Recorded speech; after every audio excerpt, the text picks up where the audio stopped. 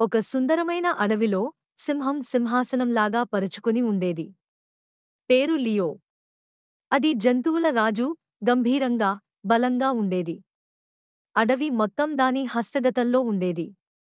లియోకి ఏది కావాలన్నా అది పొందడం అలవాటు. కాని ఒకరోజు సింహం లియోకి ఒక అజ్ఞాత సమస్య ఎదురైంది. దాని జంతువులు బాగా తగ్గిపోయాయి. దాంతో వేట కోసం ఎక్కువ ప్రయాస పడాల్సి వచ్చింది. అదే అడవిలో మరో జీవి కూడా ఉండేది.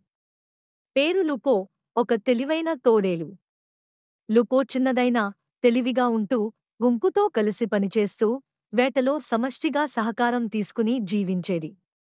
లుపో యొక్క గుంపు ఎప్పుడూ కలిసి ఉంటూ, ప్రతిరోజూ కలిసి వేటాడుతూ బాగా జీవించేది. ఒకరోజు సింహం లియో సాయంత్రం వేట కోసం బయలుదేరింది. తన ఒంటరి బలం మీద ఎక్కువ వేటలు చేజారిపోవడం చూసి ఇబ్బంది పడుతూ అడవి లోతుల్లోకి వెళ్ళింది. అప్పుడు లుపో మరియు తన తోడేలు గుంపు సింహాన్ని చూసింది. లుపో లియోని చూసి తన గుంపుకు ఒక సలహా ఇచ్చింది.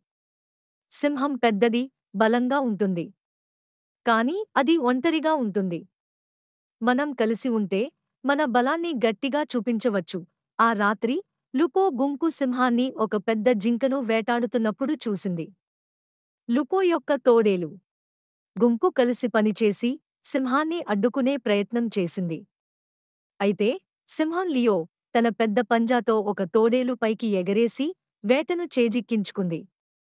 కాని తోడేలు లుపో జింకను సింహం నుండి దూరంగా లాక్కెళ్లి గుంపుతో కలిసి తినడం ప్రారంభించింది. సింహం లియో ఈ దృశ్యాన్ని చూసి ఆశ్చర్యపోయింది. అది గంభీరంగా లుపో దగ్గరికి వెళ్లి, "నువ్వు చిన్న జంతువు, కానీ చాలా తెలివైనది.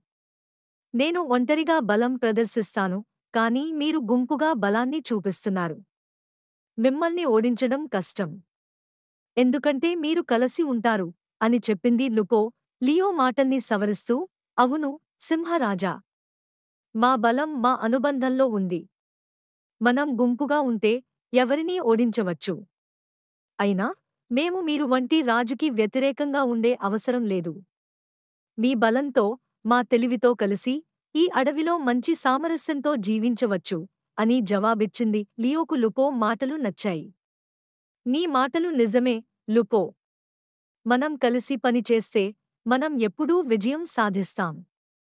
నీ తెలివితేటలు, నా బలం కలిపితే ఈ అడవి మన చేతుల్లో ఉంటుంది" అని అంగీకరించింది. ఇలా సింహం లియో మరియు తోడేలు లుపో స్నేహితులయ్యారు.